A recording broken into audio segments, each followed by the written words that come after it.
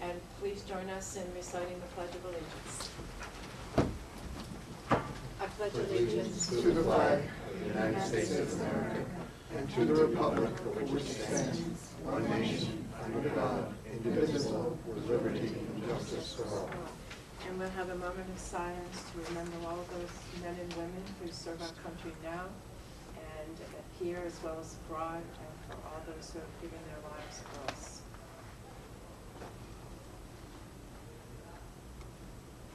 Thank you. Sheila will be a little late, but we want to get our meeting started because we do have a defined ending time, which is 1:45, because there's another meeting in this room. So we want to welcome George Hoyfelter from our Department of Health and the Environment, who is going to talk about some coordination efforts that your department's been making over the past several months. Okay.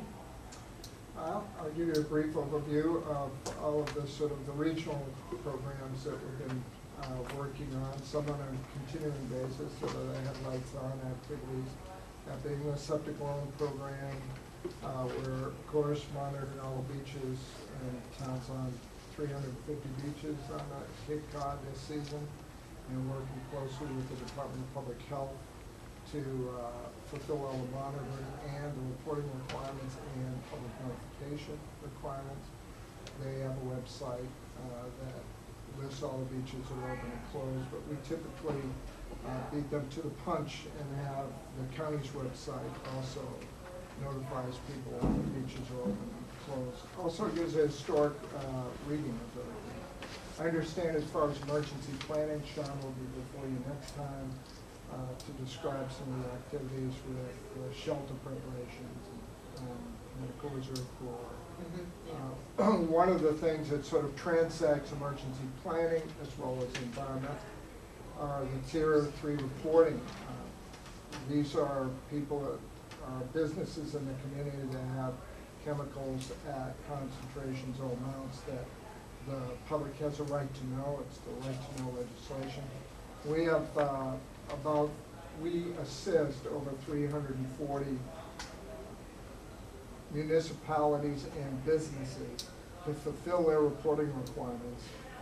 Concurrently, of course, assisting the fire departments with that information, since in a response they're going to be the first ones on scene. So Amy Wallace of our department, what she does is make sure that they get all the paperwork filled out, that the public is notified as well as the fire departments, and that transects into the environmental field because, of course, they don't want to be throwing water on something they shouldn't throw water on if they wanted to.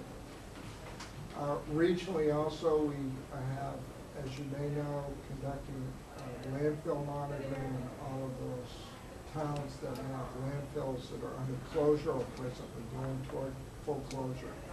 They're required to monitor around their landfills for years, pretty much indefinitely until they find that there's no contamination left. So Lynn McKean from our department as well as Lee McConnell, they go out and do all of the monitoring around those for water as well as some of the gas monitoring that's required. Indoor air quality, as you know, a lot of the towns don't have agents that are proficient in that particular field.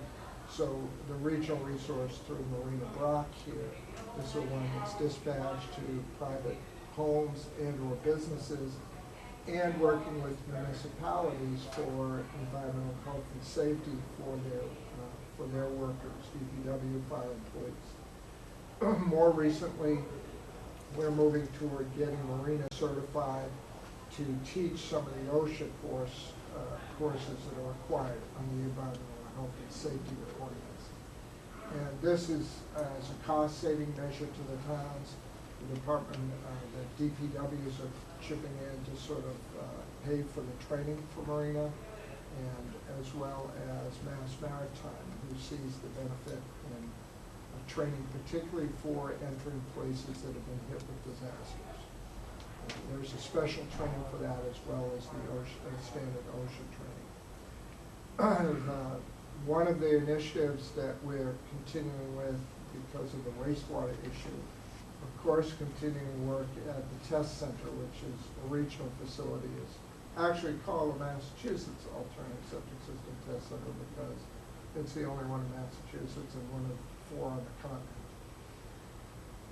We're continuing to test there. Our latest emphasis now, because we see this coming down the line with water supplies and with wastewater disposal, on pharmaceuticals, personal care products, and anything that's working compounds. We've secured a number of grants from DEP to do some monitoring and some best management practices research for septic systems. And these grants will continue for the next 3 to 4 years, as well as some of the work that we're collaborating with Silent Spring and some investigators outside the state. University of Arizona, we've been doing some work with, we submitted a joint proposal with Shane Snyder to NSF. But all this will benefit sort of regionally to answer the question, well, how big is the issue in Barnstable County? Where are the points where we can actually develop best management practices? And how will this fit into answering some of the questions attendant to the whole wastewater issue? The other piece, and I just came from the wastewater collaborative to describe for them what the performance of small systems are on Cape Cod. As you may know, 14 of the 15 towns, and maybe the 15th town will be joining, we report and track all of the performance of small wastewater systems. And we've been doing this for years, since 2000. In fact, we just gave the collaborative an update for the years 2007 to 2012 and compared that with some of the earlier things. The thing we're kind of proud of is the fact that because we're doing this, we believe that the performance of these systems is getting better because we're tracking and making sure they're maintained. And wastewater plants develop on the Cape and they unfold, and any towns decide to use smaller systems, whatever the decisions are, but if they decide to use smaller systems, we will have already in place something that is really, it's one of the first places in the country which really track the performance, contracts, and all of the things to do with alternative wastewater systems on Cape Cod. Our next sort of move is to look at other products that are used in on-site systems. We assume, and I think it's a fairly good assumption, that at least 50% of the homes on Cape Cod will continue to be served by on-site systems. If that is the case, and we believe it to be the case, then some of the products also sold, some of the system designs, we know very little about the longevity of these systems, the performance of these systems, whether the products really work. So we have been working closely with DEP and developing something that will allow us to track these and really unfold this to a statewide application. And we're building into this sort of program sustainability so that the county does not bear into the financial whatever for doing this. So we've been working with DEP. We've actually set up a mock site which they could access and give us feedback on to see whether they may turn it over to our department to do the tracking of these statewide. Because with the electronics the way they are, with the web the way it is, it lends itself perfectly to this type of data collection. And these data are going to be very important in making management decisions for on-site wastewater systems in Cape Cod. So, do you have a Yeah, well, question? when you say small systems, earlier you were talking about that when towns that have smaller systems, like, could you describe? These would be anything from what's in the backyard up to 50 houses, 100 houses. Like a cluster? Right, a cluster system. And that's what you're monitoring? Right now, we monitor everything from 10,000 gallons down, from the homeowner up to 10,000 gallons. We actually watch those above 10,000 gallons because we're interested in the data and seeing where they go and what their capabilities are. So we have set up our system to accommodate those data collections. So How many is that, George? How many systems? Right now, on Cape Cod, there are 1,500 systems in people's backyards that would be considered on-site systems. We anticipate a growth of about 500 a year. So we needed to sort of plan for collecting those data and accommodating the boards of health. Because what we really do, we're enforcement assistance to the boards of health. If somebody lets a contract go and the system performance goes downhill, we work with the Board of Health to bring that system back up into compliance. It's whatever way they want. If they want us just to supply the name and then they go after them, that's fine. If they want us to initiate paperwork on it, that's fine also, since we're appointed agents in all the towns. We have the administrative authority to do those things at their request. Just so I'm clear, when you say 10,000 gallons of that doesn't really mean a lot to people who own a house. The standard house would be about 330 to 440 gallons a day. Okay, and standard house would be how many bedrooms? 3-bedroom house would be 330 gallons a day. Most homes on Cape Cod, somewhere between 200 and 300 gallons a day usage. They're really sparing in their use, it's less than that. I have a follow-up question. And since we have a great amount of seasonal usage, okay, what effect does the seasonal usage have on this particular issue? Well, we've done quite a bit as far as data analysis on seasonal systems. And what I normally will tell the Board of Health is, because there is a question of how long does it take to start up, are they really effective? Well, if it's a seasonal system, you get 75% removal right up front, because they're not there 75% of the time. Depending on the technology, what we've discovered through work at the test center, as well as data analysis from the 600-700 systems we monitor for nitrogen out there, we've discovered that trickling filter type systems kick back up within a week or two when they're started, and some of the other technologies are slower, up to about a month. So if it didn't perform for a month, then you've got 75% removal plus removal you get in those 3 months that they are here. Some of the shoulder seasons make those data a little fuzzy, but in general, when boards of health ask us, is it worth it for us to have this on a seasonal home? Our retort is, well, how long will it be seasonal and will you know when it switches? And if that is the case, if you have any doubt that it might turn year-round from seasonal and you won't know about it, then these systems cannot hurt and they are effective. Thank you. If I may, I'm sorry that I was late, and you were stating something just as I came in. So it had something about, even with something, we're still looking at a certain percentage of homes still being on septic Yes. systems.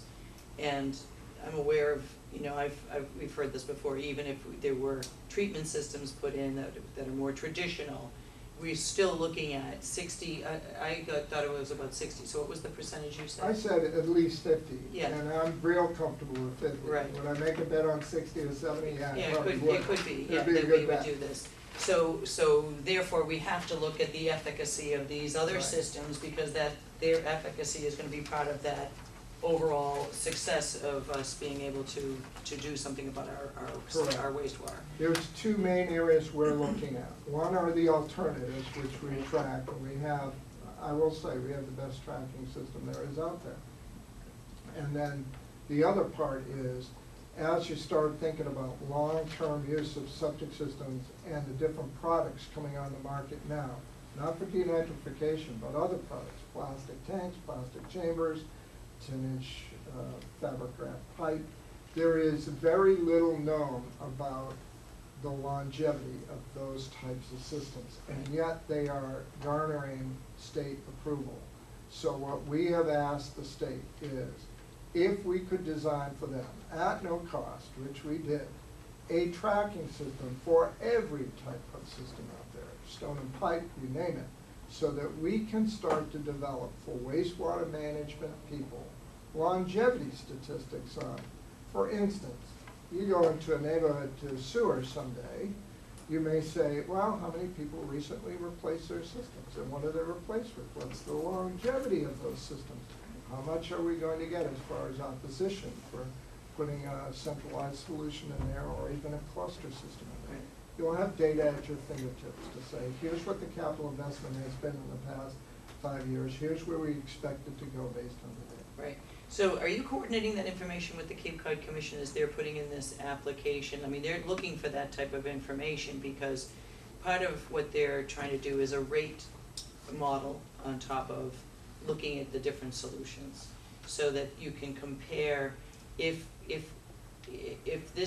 you were going to use alternatives in this particular watershed area, this is the types of systems that are there, and this is the average cost per homeowner based on basically what you just said. What is the investment, the maintenance, and the longevity?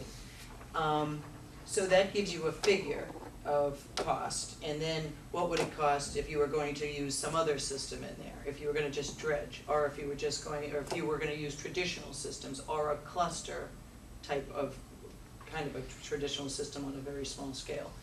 So then you can compare what's the efficacy and what's the cost, and are they matching up? And then, and if there is, I mean, I'm sure there's going to be some sort of a mediation there with those who have and those who haven't already done things. Right. So those are all things that are part of the complexity of this situation. And it really is the efficacy of these, and I was just recently talking to people about, a lot of people talk about the composting systems, and I'm sure you're probably more familiar with that because there's a lot of those up in Falmouth now.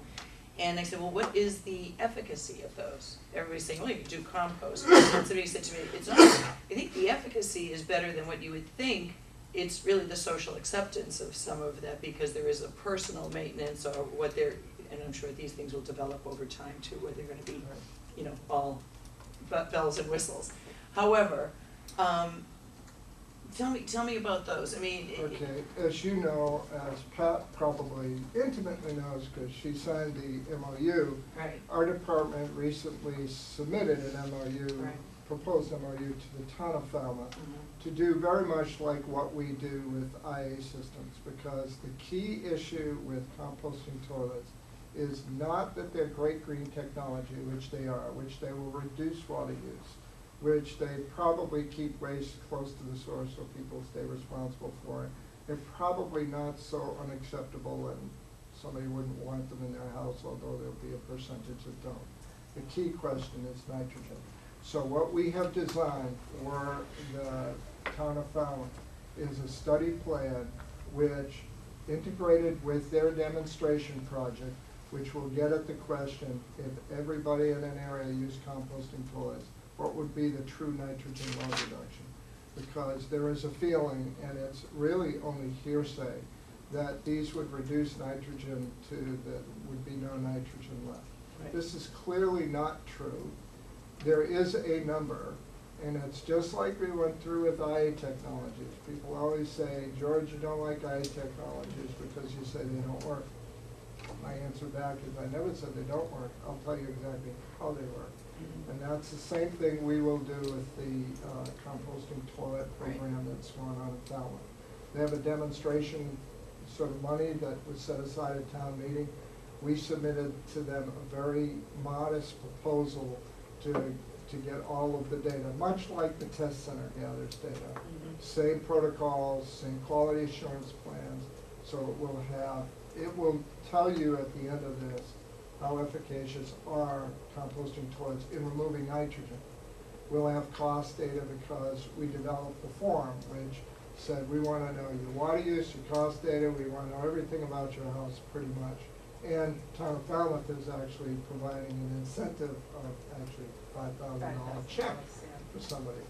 But we're also working with the septic loan program. As you may know, that it's been approved that they would get a 0% interest loan if they have a failed system and they're replacing it with composting toilet. Right, and that is a little bit more retrofitting in your house, am I That could right? be new construction also. Yes, not the because you're septic loan. changing your bathroom structural functions. And the pipes. Have you been on an eco toilet tour? Yes. in Falmouth? Oh, yes. Okay. I wanna go on Several, one. as a matter of fact. No, I wanna go on one because You wanna it's something see- that you have to see and, You and, do. you know, people have described it to me, so I do think in the description on some of these models, I think that there is a social acceptance because there is a little bit more, as you say, a little bit more intimacy with your waste. Well, if you So go to in- put it delicately. When you go into a bathroom, you don't know from looking. No, I know, that because it's I a have the composting seashore toilet. and that's But when okay. you go in the basement, Yes. depending upon what type they Yeah. have one called the Phoenix, Right. which is huge. And Right. I went in one Plymouth, house. Phoenix, they're Yeah. both sizable if you're not used Yeah. to seeing anything there. Right, They're not so big if you're used to seeing, you know, a huge oil tank down there. Right, or right, 5 right. freezers or. But the other part, you mentioned the MOU and the project. Yeah. What the wastewater quality management committee has done is with monies appropriated by town meeting, is set up this demonstration projects for 60 homes Yes. to apply for an alternative or a composting toilet. And the incentive of $5,000 to help them pay for it.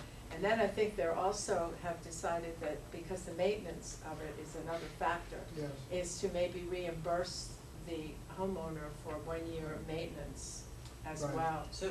From, as an incentive to But it try also to. serves two purposes. If we can track the maintenance better, we'll Right. know. There's a big You'll know question the on cost. residuals. Right. How much in residuals? There's compost and there's T and there's P. T, P, compost. You need to know how much there is, along with the demonstration project in Falmouth is, what are some of the beneficial reuses, which could be turnaround for, nutrient recovery, particularly in urine diverting type toilets, composting, what can you do with it? What are the sort of parameters? Could you have a regional compost facility? A lot of people get the idea that a composting toilet, in fact, most people who buy one think, wow, I have plenty for my roses. Well, 2 years after you've been using it, you might have some for a small patch of roses, but that's about it.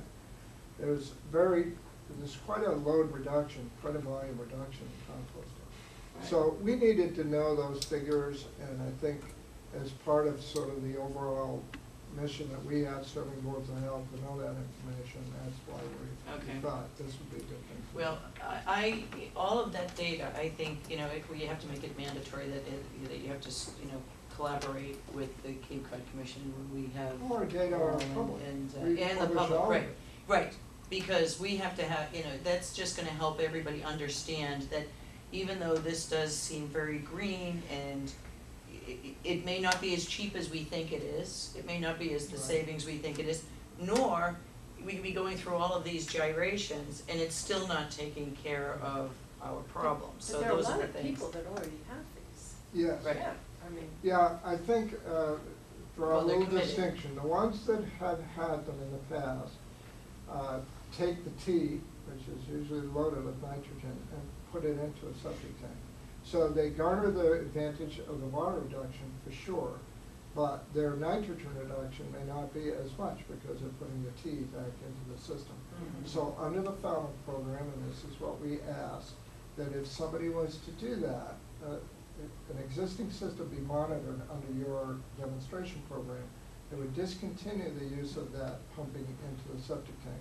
We would pump their tank, and they would dispose of the T in an alternate means for the duration of the project.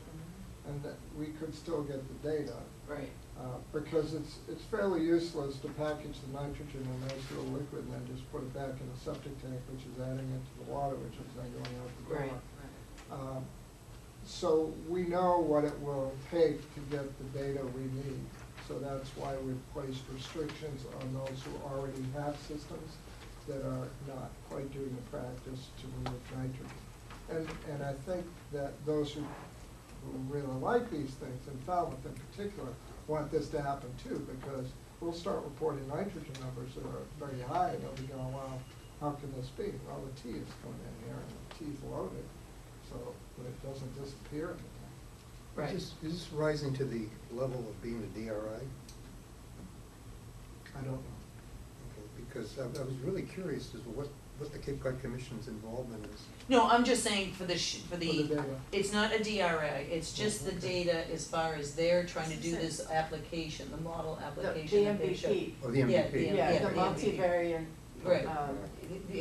Those are the Planner. numbers they need to be able to plug in there Yeah. when they're doing those, so that people can understand that, yes, you have this system, but this is what it's doing. And yes, it's great, so we can use those in the areas where we're not gonna, where we can. And if it's, then you can see, is it actually taking the amount of nitrogen we need in a particular water body out? Is it going to be the right solution to that particular watershed? So that's the only reason, it's not a DRI. It's just making People sure have we concern know. that, that the Cape Cod Commission might be involving themselves in what essentially is let's say a town project. Right. Without having, and then, let's say, overtaking or superseding the regular process within the town. No, I think that they're just needing the data to present what their model is gonna be by December. I mean, this is part of the regional, solutions we've asked them to come up with. It's have just they- you have wanna they- make sure that they have all the Commission tools in their regulations. Oh, their toolbox. tools, and yeah, this it's one's that another toolbox, it has yeah. nothing to do with questioning It's or not taking over a regulation town. at all. Okay, Yeah, well, it doesn't matter I what think we town have to it's make that working. clear, that Yeah. we're not suggesting more regulation. The No, other no, piece no, no, is, they're not in gonna order- regulate in it, order they to just be need the useful, information to plug into their I model. think it would be useful if they communicated to George what exactly would be Right. helpful as far as the kind of data that, Right. that could be Yeah, helpful. I would like to get the water collaborative, the commission and the health department on the same page as far as sharing that data, that's all, I just don't want people, wow, there's this whole set of information over here, we could have just plugged into the model and we're not doing it, and it's making, and we're looking for that, and it's right here. Understand, speaking to our data availability, we always make it available Right. on the web to the public. Right. Yeah, that's actually the part Sheila missed, because she wasn't here, and that's Right, one of the first That's the things first thing you said, right? that George said was he just came from the collaborative meeting. Oh, I know, It was and I missed that Yeah. this morning, I was on the phone with people And I all said day. to them, as anybody in the public right now can go on, if they lived in Wellfleet, and say, Wellfleet, how do all the fast systems in Wellfleet perform?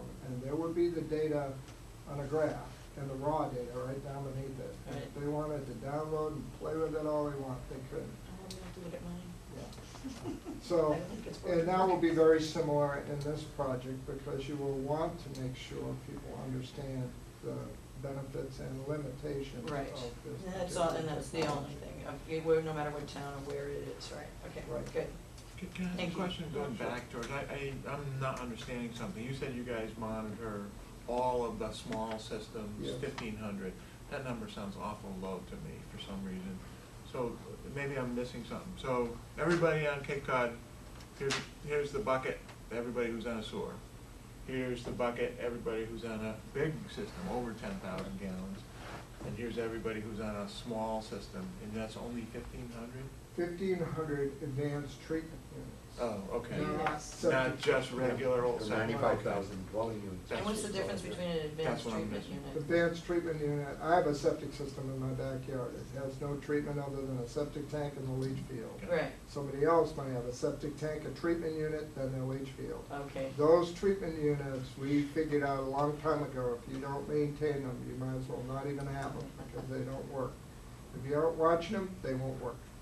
So what we did was set up for each of the towns, save one that didn't want to participate. We track the contracts to make sure that they're service contracts. The monitoring, if a Board of Health said we wanted to monitor every day, then we put that in our computer, and every day a red flag will show up to us that the gentleman needed or lady needed to put in a result, and it was or was not there. So we track those. Now, on Cape Cod, there are about 750 systems that are nitrogen advanced treatment systems. Sometimes people buy these things just to get a smaller leach field.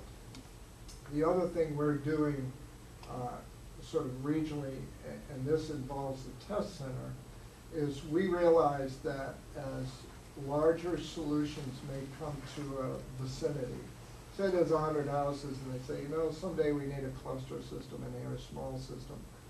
But all of those people don't come to the dance at the same time. Some of them fail in the interim while you're planning. Well, if they fail and you make them put in a $12,000 system, they're not gonna be real happy you're coming back and saying, now you need to hook up. So 2 years ago, we asked DEP for some money to test these remediation type systems. And these remediations are retrofits. Your system failed, we can come in your backyard and do X, rent it, whatever, from the town for a while. It saves you that large capital investment. It improves your leach field, keeps it going, limps along until everybody's ready to come to the dance. And then you say, okay, the pipe's coming down here now. One of the criteria we use for our testing is you can pull that unit up and move it to another home. I see, right. So they're all retrofit. We tested what we call bugs, which is, buy it off the shelf, feed the bugs in, saves your leach field. Bugs and bubbles, which are a unit that sits in there with their proprietary bugs. Air, just bubbles. And then another system that is unique in the market called soil air, which is injecting air into the soil profile. Those are presently running at the test center, and we're getting information on cost of running them, whether they even work, and so our report on our 6-month report, it took us about 8 months to fail the leach fields, because that's what we did. We built leach fields, we failed them purposefully, and then we solicited from the manufacturing community, give us your best shot. And we decided one would be bacteria, one bugs and bubbles, one and one soil air, and then one control, which was a standard system, and that still failed. So what our goal there was to have in the toolbox for towns that said, we want to sue these guys, but we don't want Joe to put in a $15,000 system. But he's got to limp along, because the wife's still doing the laundry, the kids are still taking showers, and so all of those things are still happening. So these systems, what we will have at the end of this is, here are your options. They could be put in and pulled out, moved to the next neighborhood. Now, the towns could look at that and say, oh, why don't we buy 50 of these units, so that as a service in those areas where we're thinking of doing something, we just pop them in and let them go. Rent it to the folks, who knows, whatever the town decides to do. Our job is to identify other technologies that can do that, and that's what we set about doing. And have any of these, if they haven't had the seal of approval by EPA or by the state or whoever gives the stamp of approval that these are legitimate, are these systems? All of them are on a state list of approved technologies for remediation. Okay. The question is, did they work? Do they work? And do they work for the problems that we're facing Correct. in a particular area? They might work on the Outer Cape, because the Outer Cape is a different landscape, so they might do the job enough for a place that might have a less nitrogen in its watershed. It's simpler than that. Is, do they allow the water to go away in the interim while somebody's waiting for the solution? Right. That's the question. And there are a lot of products in the market, and what we were afraid would happen is Joe's gonna come to us. I sign these loans every day. Right. They come to us and they're just about to have the sewer in, and they say, $15,000, but the sewer's 2 years away. If you could say, well, Harry, why don't you tuck your 15 grand in an escrow somewhere, pop this thing in the ground, this thing will keep you alive for 2 years Right. until that happens. Right. But right now what would happen is Joe would go to the market and say, what works? And depending on which salesman happened to be walking by at the time, they would tell you their product works. Now, we have noted in our experience that some work and some don't, and we needed a forum to be able to sort of legitimize that and say, no, we've done the research here, it's quality assured research, and these units, we would say, work. This technology works. Right. This one doesn't. So that's why we did it. Okay, And great. we're continuing those tests. We had a 2-year grant from DEP. We failed the systems the first year. We're running them the second year. They're at the test center now, Okay. along with a number of things we're doing with the That's pharmaceuticals. great, because a lot of people have, everybody has a solution, and it's always the one solution Sure. that's gonna be the fix-all for the whole area, and it might be the right solution for a particular area, but not for all of the area, and people have to have that understanding, so. Our things were that, our criteria were that it was cheap, it was easy, you pop it in the ground, and you could remove it when you're done. Right, Those were the criteria. yeah, And each of the ones being tested out, the 4 technologies being tested out there fit that Okay. criteria. That's for the remedial ones, that's for the temporary Right. stopgap. Right. Now, what about things like the composting? Has that had like a seal of approval? I mean, does that have, It how do has those things? approvals. It does have It approvals? does not have the nitrogen reductions that everybody would hope for. So Right. the reason it doesn't is because there are no data. That's where the Falmouth That's right. demonstration project Which is enters in. excellent. The data will be there. Right. And now we have been working and will continue to work with DEP to say, what does the database have to look like? How stable do the data have to be before we put in 50, 100, 1,000, or 10? We don't know. Right. If the data from the first 20 systems in Falmouth look very stable, very right on, we say, look, very little variability, why don't we think about only 30 systems to prove the point? We don't know, since we have not seen any data. Our initial indication is that composting toilets have some nitrogen reduction credits due, but maybe not what everybody thinks. Right. It's not the I killed every bit of nitrogen, because of what we have in our soaps or cleaners, what people throw down the sink, what people do in the shower, and if they say they don't, they lie about other things too, that kind of thing. Okay, well, I think that's great work you're doing, so I'm so glad. So, I've gone over some of the other things, but, are there any other questions? I have a couple questions related to the landfills. When you Yes. talked about monitoring Yes. landfills, both for methane and. Right, the gases. Yeah. I know that, I do have some understanding that landfills have to go through a certain aging process Yes. before DEP will allow anything to be, to allow the landfill to be used for some other purpose. Correct. But what about solar?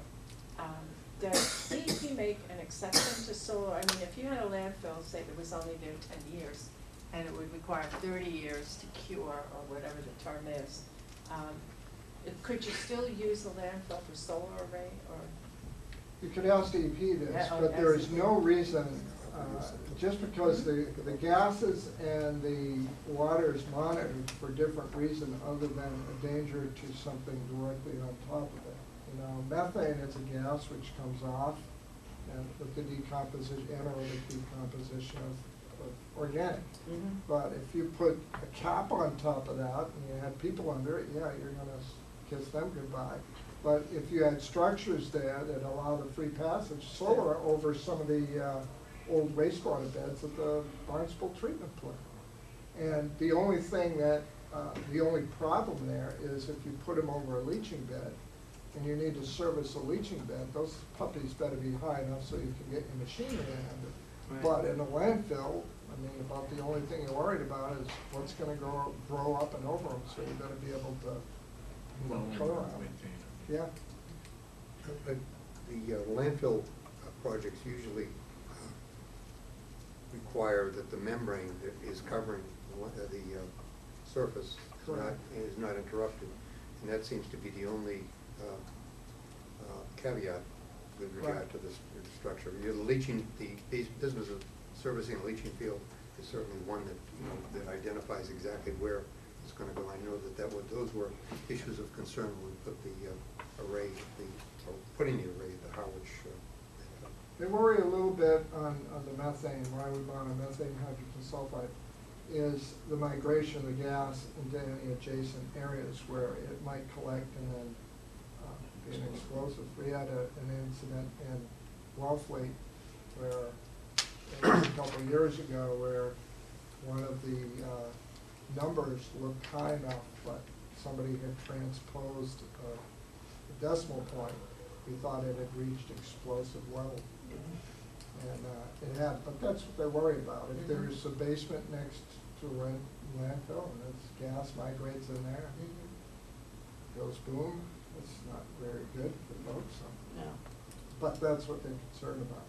So did you want me to quickly review the public health Yes, regional yes, pieces there? yes, The please, public yeah. health regional pieces. Thank you. The course are tobacco control.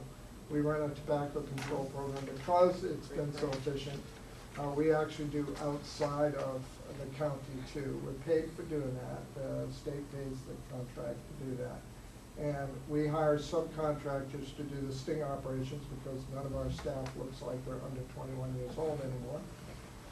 So we hire kids to go in and do the sting operations. But there's a lot of outreach, and Bob Collette right now is working with two pretty clear initiatives. One is smoke-free public housing, and the other piece is just the youth compliance issues. So we do a lot of youth compliance checks on that. As you may know, the Public Health, Mass Department of Public Health has organized all the towns in the Commonwealth in emergency planning zones. And we are the fiduciary agents as well as coordinators of all emergency public health issues in Barnstable County, the Cape, and the Islands. So we coordinate with those agents. We meet with them monthly.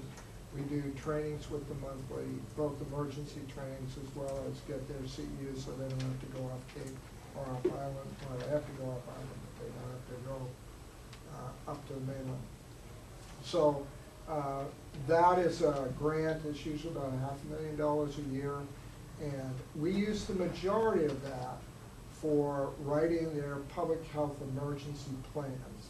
And we do that through subcontracted nursing services, but it's coordinated and very carefully monitored. Sean will talk a little bit about that. Another activity that we're doing regionally is, I think there's only a few things that get you on Cape Cod. If you don't wear your seatbelt, that would be one of them. But tick and Lyme disease and some of the tick-borne illnesses, or melanoma. And we've coordinated and gotten some support for the Glenn Cole Foundation for extra. We had a couple of interns this year, as well as some of our staff are going to the beaches and really pounding that message home, because if you're in Cape Cod, you live in a town, I think it's 13 of the 15 towns have higher than state average melanoma rates. The other ones don't, simply because their populations aren't high enough to hit the statistic. So we put a lot of emphasis on that, go to a lot of the major beaches, we coordinate with the health departments for that. We've gotten a lot of support from the hospital. They've donated some things to draw the young kids in. We've, of course, because again, not many of our staff are young enough to relate to some of the younger folks, we employ younger folks to talk to younger folks about it, give them the message, give them a, yes. Used to send somebody over with a camera to check on the density. We still do. In fact, the Glenn Cole Foundation allowed us, we got a grant from them that allowed us to purchase another machine. We do a lot of that with the schools in the region, particularly around prom time, because of the tanning booths. The tanning booths, I mean, let's face it, that's something that, you know, is not real healthy for you, so we get to the schools right around prom time. But we also take those to a lot of the public events.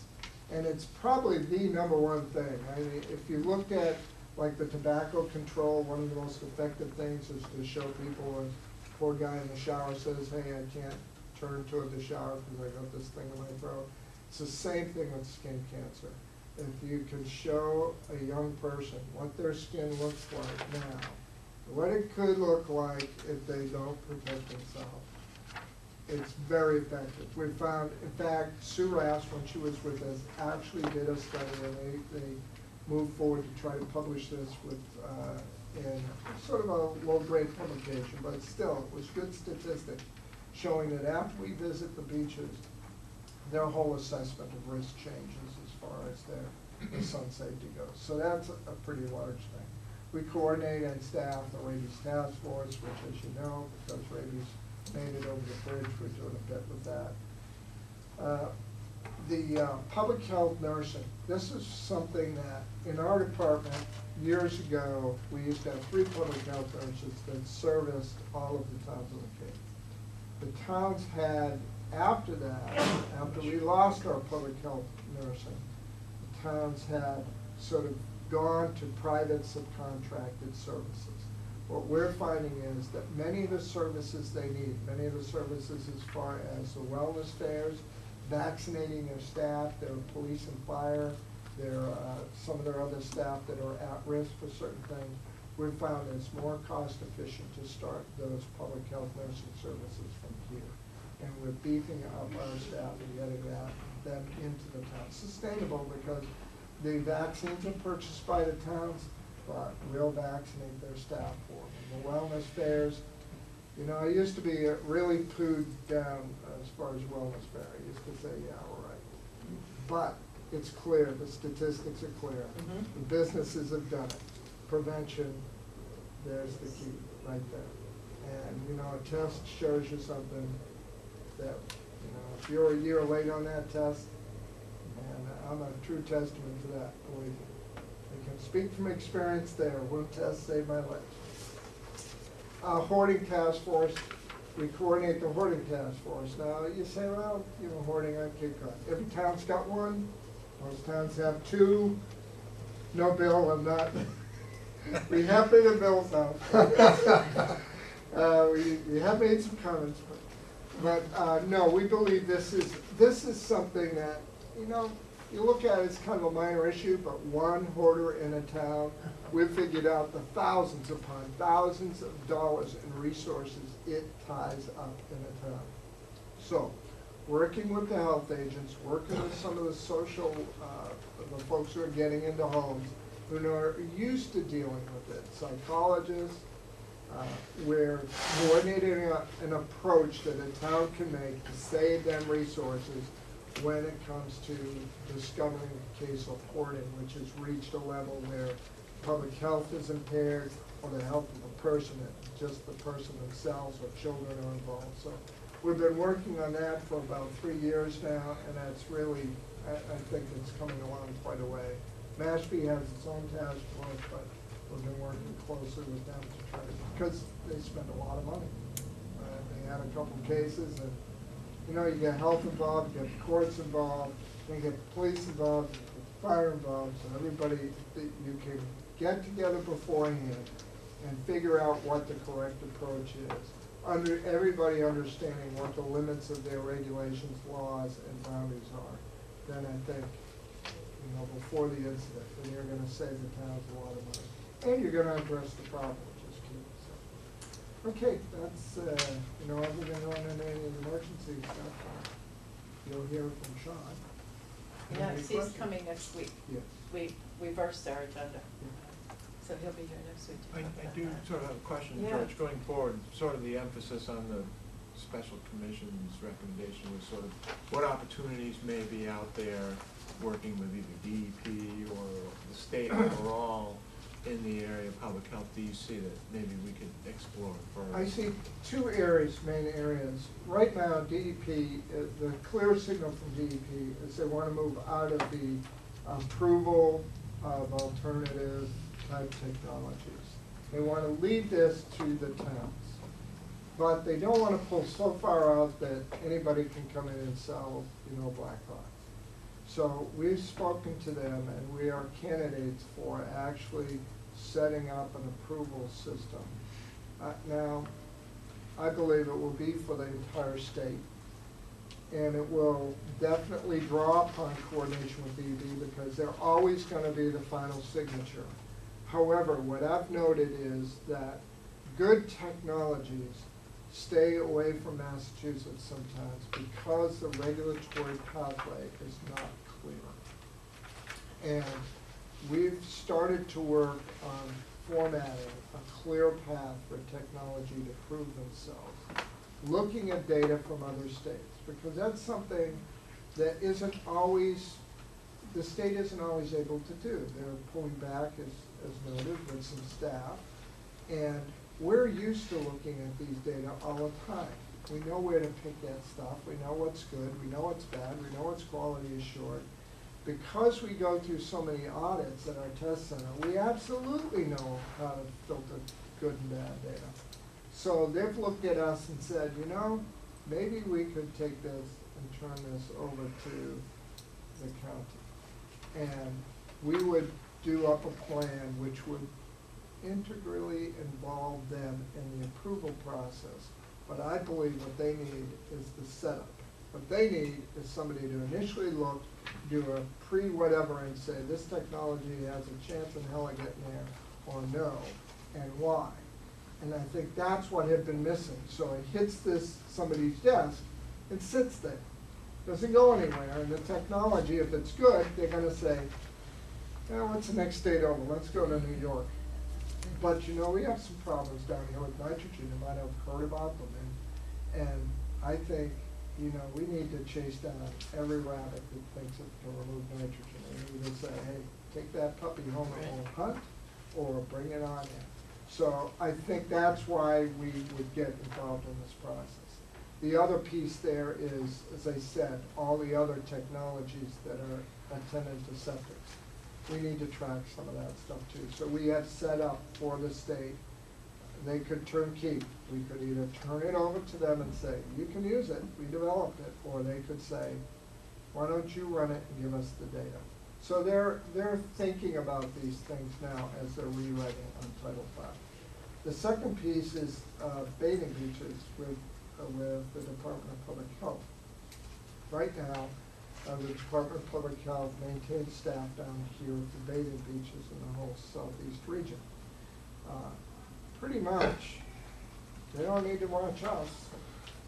We do the job, we do the reporting, we usually do the reporting before they do the reporting.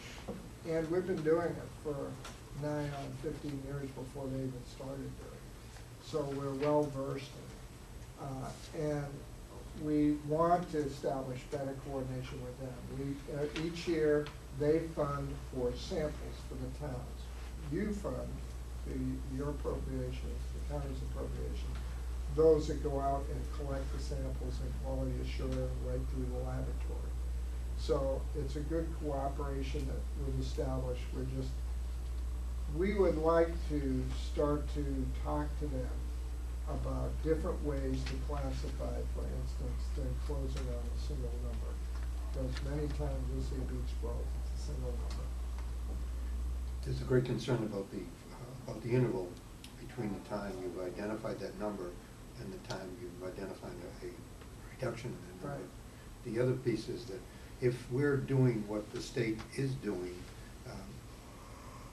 would it be useful to make a proposal to the state to take over that responsibility? They oversee what we're doing.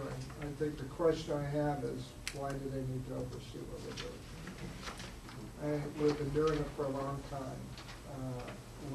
Everything's electronic transmission. And they would want some assurances because they have the overall primacy in the state for bathing beach water quality. So I'm sure something would have to happen there that we'd have to somehow promise never to violate something. But we haven't, and we just don't. We've been doing it for years.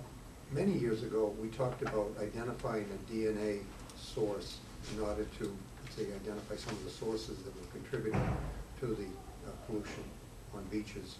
And I think it's been several years since we talked about it. Have you heard anything about that in the meantime?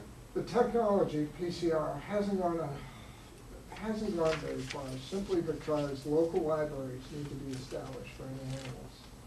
And they have to be so local, I can't say, okay, what's a raccoon enterococcus look like from Maine? Is it the same as ours? Can I identify it as a raccoon? Well, up there, I could probably identify it using their library if I took the sample from up there, 95%. Here, I'd have to say 50%. Well, 50-50 is something not very good. And the whole thing speaks to the regulatory piece of it. The regulation says that if you see over this, doesn't matter what the source is. I mean, the source is great information if you want to remediate a source that can be remediated. However, if the number's there, you still have to close. So it can drive a remediation effort. But the majority of beaches on Cape Cod have no human source of entry for bacteria. The majority of beaches don't. It's all non-point, comes from marsh, could be fecal matter from any four-legged creature out there and a few two-leggeds with wings. That's how it works. We know, for instance, our data clearly show that 95% of all beach closures are open the next day, which really means we closed them when they should have been open, and we opened them when they should be closed because we obeyed the regulation. So what we would like to do is try to incorporate into that decision-making process historical data. And we have not been able to do that so far. And I understand the political pressures for the regulation not to change. I understand them. I don't agree with them. I just understand them. But any further sort of discussions with DPH on this, we can't get very far. There's a connection in my mind between the increase in the seal population and the effect of, let's say the shark attacks, that is building up the amount of, say, animal contribution to the potential for, let's say. No, are you saying that the sharks scare the crap out of the seals? And that's what It's moving in that direction. Hey, I don't blame I was you. just going forward with you. Well, that could also start Yeah. human entry Sure, points as well. entry points also. No, Sure, but certain the- kayak but goes the- pretty Yeah, close. right, well, that was a basket shot. The serious part of it is that if you're building up a population, near a baiting beach for humans, that if they're forcing the seals in further to shore because the sharks can't get at them in shallow water, what contribution are the excrement from the Well, there's no seals? doubt about it, you're gonna have more. So is there a case to be made for, let's say, for the harvesting of these seals? I'm not gonna comment on that Oh one. my God. The Marine Mammal Protection Act 1972, I don't think. I'm Yeah, gonna- yeah, I mean, really. But, and I also just wanna make a clarification, it wasn't a shark attack, it was a shark sighting. And although it was only on one particular day, it's sort of like, there was it continued for 3 days, and yes, it's one of those great Cape Cod stories, but It went viral. it's almost like, the weatherman's saying it's gonna be a lousy weekend on Cape Cod, and it really turned out to be a beautiful weekend. It doesn't help, those people who are trying to get as much out of the summer as they can. People might go to, another beach or another area if they think that there's shark attacks, which there haven't been. Can I just go back to your point about this lag time that Bill brings up, when it's open when it should be closed, and then closed when it should be open, and blah, blah, blah. You saying that's a political issue, not a technological No, there is. issue? Well, it's Is there a regulation. technology available or in development that you think can help you get a firmer hand on what's there when you take the sample? Or are you saying that's a political issue? No, it's not, it's a real issue. It's the regulation is fundamentally flawed, and it really recognized that. In fact, there was a lawsuit to EPA to make them come up with a method, which would be a 4-hour method. And we are starting to prepare, our laboratory is starting to prepare to do that type of analysis, should it ever get accepted as a means of doing things. We've contacted the top folks in the country working on it, which is Racine out in Wisconsin. And it's a PCR, which is, can also identify where the thing came from in some instances. So we believe we'll be ready when EPA does change the law. However, what we've figured out, we have 350 beaches that we monitor, that the 4-hour PCR test still presents us with a logistical problem that is pretty tough to overcome. Since it's not right on the horizon now, I have not tried to crack that nut. We know the technology's there, we know we could do it, and it takes relatively little capital investment for the equipment, the PCR equipment. However, we've sat down, I've sat down with staff and said, if there was a 4-hour test, how would we do this? Because you still, 4 hours, you're an hour from bringing most samples in. So now it's a 5-hour. Now, once the test is there, it takes an hour and a half to run, to cycle it through. So now I'm really at 6 hours.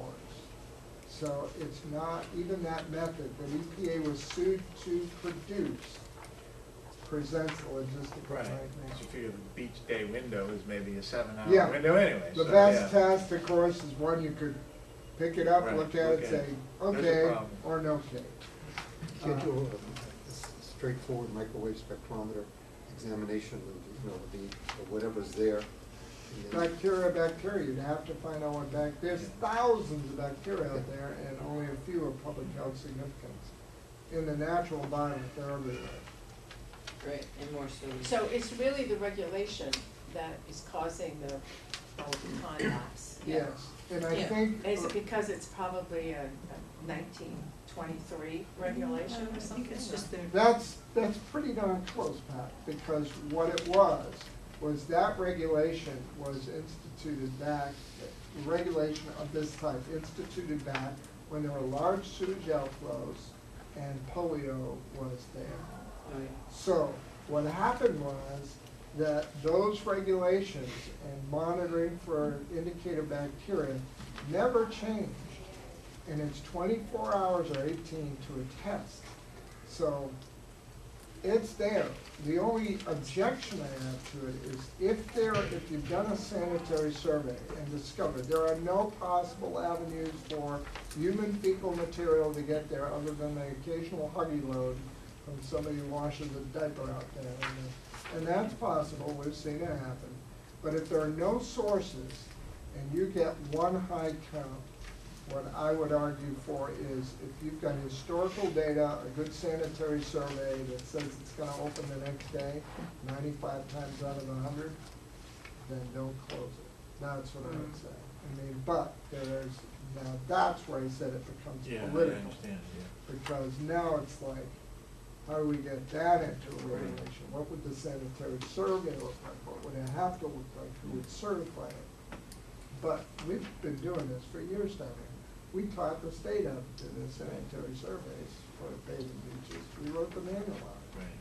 But the situation at Carson Beach, like in Southie, or, that That's would be right. completely different. You would Yeah. say, but when Right. you've got no sewage outfall Right. On Cape Cod, yeah. near a beach, Yeah. so. See, because part of the recommendations from the special commission were to look for ways that the county could perform many of the tasks that the state does that they don't really need to do, that we could do, and it would be more effective. And that's probably one of them, but the question is It is. how do you get to the state to even be willing to release that type of a Yeah, or- function, or allow it to be amended, Right. Yeah, so that for a it's, region, yeah, And it's to be specific, difficult. I because mean, they're trying to do a whole We're state. fortunate because we have a laboratory that's a Right, regional right. resource. And through your graces, we've got a laboratory that is really pretty high power.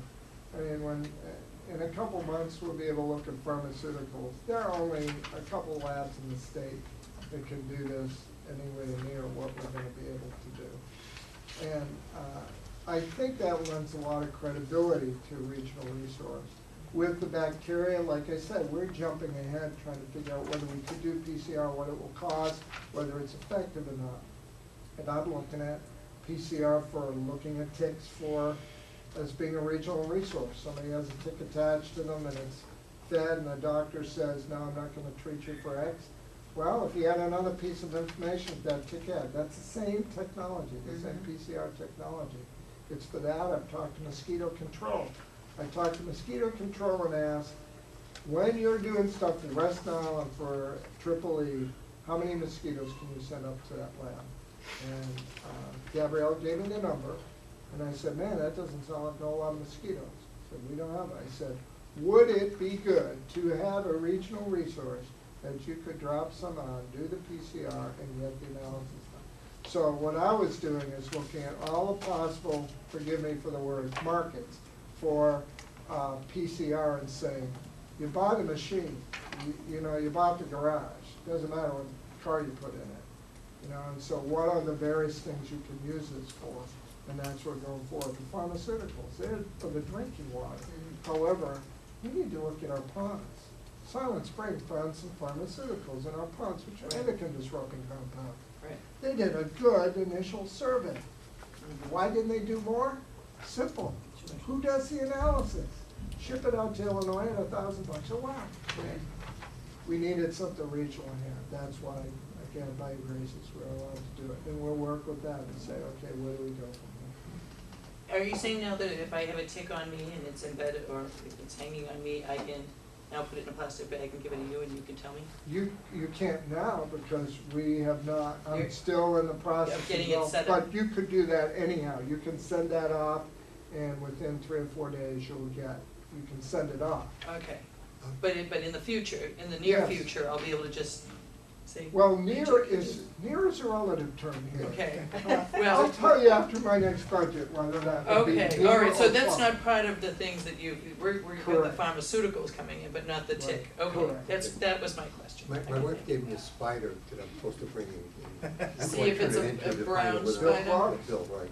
Just make sure it's either frozen or in a bag. It's in a bag. Somebody brought him a black widow one day. Oh, wow, They had little babies, okay, evidently a widow, right. but. So, we've got a lot of good stuff going here. Very good, yeah, you're Yeah. getting, and how is the lab coming along? It's slow, but it's good. They just had some issues with some of the roofing material that set us back a bit. It looks good, Yeah, it is coming Yeah. along. yeah. And we just went over the plan for the pharmaceutical instrument on the second floor. I've just gone over that now with COVID. So, Yeah, we'll have to get up there and take a walk around one of these. yeah, I think the second floor, they're gonna pour the concrete next week or something. I'd like to mention right now that one of the ways of keeping pharmaceuticals out of the drinking system is to bring them to some of the collection points. Sure. Most police stations do have a collection point. I just recently collected a bunch of stuff that my wife had from the hip operation and put it in, Sure. and I would recommend to anybody that they do that. Absolutely, because the Yes, that is pharmaceuticals definitely- are avoidable except like we pass through your own body. But they're the other endocrine disrupting compounds, the plasticizers, some of the surfactants that we use nowadays. You know, we traded phosphate surfactants and we're now doing phenolics, and the phenolics are endocrine disrupting compounds. But we keep on top of that. We just, by the way, published a white paper on pharmaceuticals and what the important issues are here in the Cape, and it focuses really on the endocrine disrupting compounds. Antibiotic thing is no big deal. Where is the white paper? I will forward it to you. It's on Yes, our that's website. good. It's on the web- on the That's all I website. need to know, and that's what people need to know. Yes. So they can it's get on the access to it. website. Okay. And I've gotten comments from, actually, folks from around the country on that one, because there are very few people really working with septic systems and pharmaceuticals. There's about 6 people across the country working on that. And hopefully they'll get some of the answers, because we need them here. I mean, these are all examples of things that government has to do because people can't do these Right. for themselves. Right. It's not possible. Well, we need them. So, Oh, great, we George. need you, George, Thank you and very thank you much. very much. Thank you. Thank you. Let's move to our summary of actions. Okay, I've looked them over, I didn't find any fault, but I'd like to. Yes, I second. All right, all those in favor say aye. Aye. Opposed, unanimous. And, we'll share this up here. Let's, Yeah. have you all had a chance to look at the minutes? I did. Yeah, there was only one question, you misspelled Ann Kennedy's name in one of the minutes. Okay. I misspelled it, okay, do you have the date? It's CA, I think we. Well, you know, it was the She wanted the September, date. June 8th, she was June there. 8th. Okay, I'll correct that, thank you for catching it. And the other thing was that where you made a statement, and I think it was the last time we were discussing special commission, so there was, the comment in the minute said, where you had felt that we could all agree on the creation of a county executive. My recollection was that I had suggested that before we agreed on doing that we consider the possibility of increasing the responsibility of the county administrator to fill that role, to see as a test as to whether or not that was effective. And I felt that particular piece of minute should be modified to reflect that. And I think that was a suggestion in my mind, that we were in agreement on the concept, but wanted to have a test before we committed to it on a permanent basis. And on the executive session minutes, I wanted to suggest to you that you could add that that meeting adjourned at 3:34 PM. The executive session did. I meant to send you that and I didn't, but I have it written down, so I know that that's the exact time. Do you have any additional notes you want to include? No.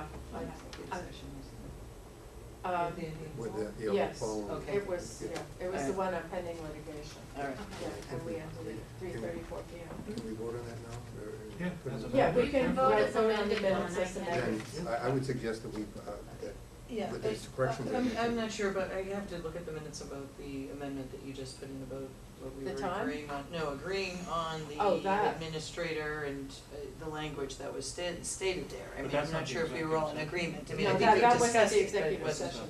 it wasn't the executive But session. we can meeting. approve those, is that what? Yes, I can approve the, motion. that. Are you making a motion? I'm making a motion on the executive minutes. Okay, second. Okay, with that amendment. Those in favor say aye. Aye. And that we not, release them at this time, Okay. Right, if that's agreeable. that's agreeable. Yeah, we need to vote not to release them. Not to as you- release So I make a not motion to that we re- do not release those at this present moment. Because the litigation is. It's still pending. Uh, Can you second the motion? I'd second it. Okay, all in favor say aye. Aye. Opposed? None opposed, unanimous. Okay. Yeah, so I'm just saying, You I'm want not to sure if take we. another look at that? Yeah, I'm just not, I'm not sure if there was like a definite agreement of doing something increasing with the administrator. I'd have to go back. No, over no, there was it. no agreement. It was a suggestion by Pat that we could all agree on Oh. an executive, But an what county we- executive. Nothing specific, Nothing Oh, the okay, specific. all right, concept. But okay, I- the but I concept, But I okay, had, all right, I'm then that's making the fine. point that, That's you know, fine. that I had this other. That conversation did take place Right. and that we were Yeah. looking at the alternatives, It may okay, not be. okay. All right, then I'm fine with that. Okay. So a motion to approve All the of remainder of the us. minutes? Sounds like as amended though, right? There's some, As amended with that language, With that correcting language. Kennedy's name and Yes. adding later, there was not agreement on the executive director. Okay, so Okay. that No. amended for June eighth, are you approving all of them in one motion, or do you wanna That's do my each intent. one? No, we'll do each one separately. Okay, so the one that you just approved to amend is the special meeting minutes of June eighth with the correction of spelling Dan Kennedy's name. Correct. And was that also the one that mentioned that we could agree on, did we do that day? Yes, cause that was Yes, also we the same did, day so for the that discussion, is the okay. same one, correct. Okay, a motion to approve? And- I'll make that a motion to approve. No, I mean, it's- Okay, a second. Those in favor say aye. Aye. Opposed? Unanimous. and I'll move the next, with the three other sets of motions. Yes, I need a motion to approve the amended minutes of June sixth. You had approved them while I was on vacation, however, Yes. I made some additional notes that were missing, so I I just will, need. I will make a motion to, I was there, I think I was there in the sixth. Does it show me as attended? You know what, I don't have a copy of the minutes. You have the minutes here? No. June Yeah. sixth. It was, We had two meetings that week. One was the Wednesday and one was the Friday. Bill, you were not present, cause that's when we Right. followed up with the Right. executive So session. he Okay. can- I wasn't. so he can vote. Okay, yeah, I knew there was There was one meeting Six. that he wasn't there, so I will move to approve. And the I'll minutes. second. Right, And Bill and abstained. it's just, and Bill has to abstain because he wasn't So there. those in favor say aye. Aye. Two in favor, one abstention. I think that's it. Right. I need a motion to approve the minutes of June 27th. I'll move those. I will second. Okay, those in favor say aye. Aye. Opposed? Unanimous. We all had these sent to us last week, so Yes. we've all had an opportunity to But I'm read trying to them. put them in place. Right, we just don't It's have on it your in head. front of us. No, I'm sorry, I need one more. I also made changes to June 20th. You had approved them on the June 27th meeting. I included some additional notes from Mark. That's right, that I asked for, okay. And I will make a motion to approve those with the amendment, with the amended items. Okay, I'll second that. Okay, those in favor say aye. Aye. Opposed? Unanimous. Great. Thank you very much for that.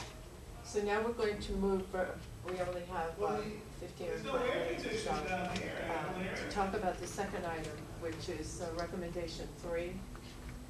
Well, that really was George's thing, there's sort of an Yeah. overlap on there, because that recommendation What 3 was is the yours? environment, county and state coordination.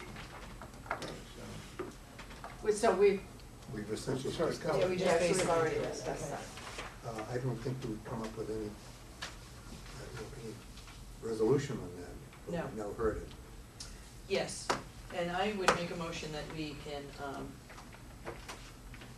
gonna be very selfish here, pick this up next week. Was public comment, No. earlier? No, actually, it was not. It's, You missed this one. There's several people here. all right, public comment. Would anyone like to speak under public comment? Yes. May I commend you? Oh, wait, yes, if you would just state your name for the record so everyone knows. I'm Paula Baggett, and this is my first meeting representing the League of Women Voters here, although I watch you at 8 o'clock on Saturday mornings.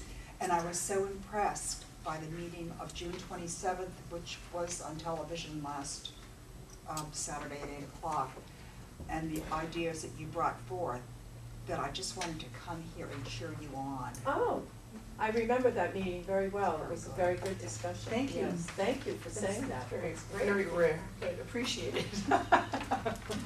So we'll thank you for that. Anyone else? Mary Lou? Yes. Mary Lou Pettit? Yes, Mary Lou Pettit, Eastham. What I was thinking as George spoke and talked about the regional efforts that they were engaged in, and the fact that engaging in those regional efforts may allow them to really realistically go for grants and realistically have developed a national reputation. This cries for marketing. Yes. It just cries to be marketed. And our Department of Health is probably our first and not our only now regional body that has a case to be made for regional issues. Right. And we have no one to take this and really market it. So again, speaking for the league, which has always hoped that we would have more outreach and more citizens' awareness of what goes on in the county, and being told repeatedly that we don't have the money for it, which I think is a cop-out. I think there are ways to be doing this without money. But if you want to make a regional case, you've got to start making an outreach. And today's example of the good things that were being done that are totally unknown about was an example of that. Right. I think you're absolutely right. And, I do think that we should, we have to start looking at this of what are we going to do? Is it gonna be a county newsletter? Is it going to be a county, TV, putting on public access somehow? I mean, I other than just, our own personal shows or something, but actually have some kind of way of putting it out as news. As an official statement about the county, not about individuals or individual situations. Also, there's also radio that you can employ once in a while.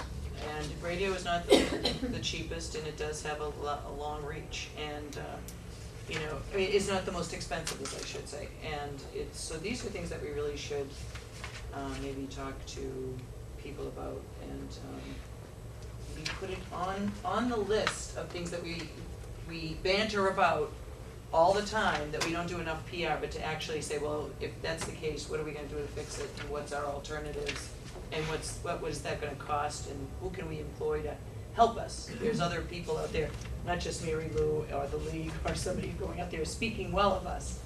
Well, you happened to bring that up.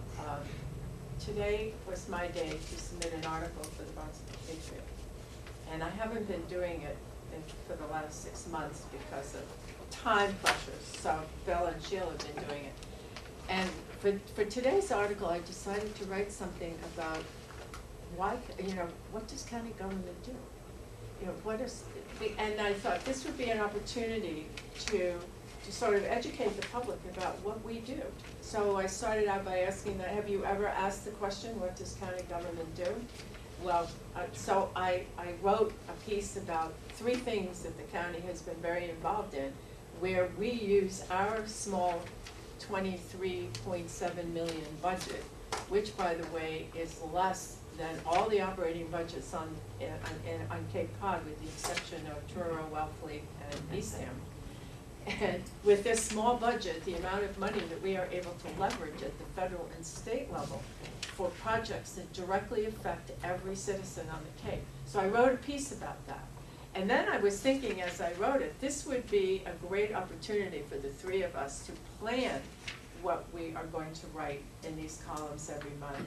And to each of us take a subject matter that's important for people to know about what county government is doing. And maybe that, instead of us deciding on our own what we want to write about, we would actually plan to write about certain areas so that they do become an educational opportunity, if you want to think of something like that. Yes, and I've always thought that it might have been nice to do some sort of agreement between local, like the Gateway Newspaper Corporation and the Cape Cod Times and the Barnstable Patriot, considering that the Barnstable Patriot's the only one that really does regularly, for good or bad, for what makes us happy or not happy, covers us every week, and we do appreciate it. I always thought and, the Cape Cod Times frequently repeats, reprints columns from other newspapers.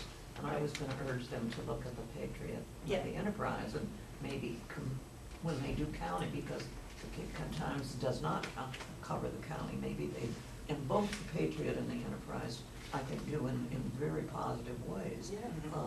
But I think you need a creative marketer. Yeah, you're And right, we do. We've got good marketers, and maybe they'd be willing to even set up some volunteer ideas. For instance, this was a small piece of George's presentation, but this thing on hoarders was, that could grab a newspaper. That could grab, I mean, we've got a hoarder on my street on Bridge Road. It's all out, it's gone from the house to the lawn. I mean, and I know every town's got somebody like that. Right. That's that little bit I had no idea. I had an That's issue it. a couple of Yeah, years ago, just, and I didn't know where to go. I Yeah. didn't know what to do. So it's just a very much a very personal interest that would grab people. Mhm. And some creative person can take that and build much more of our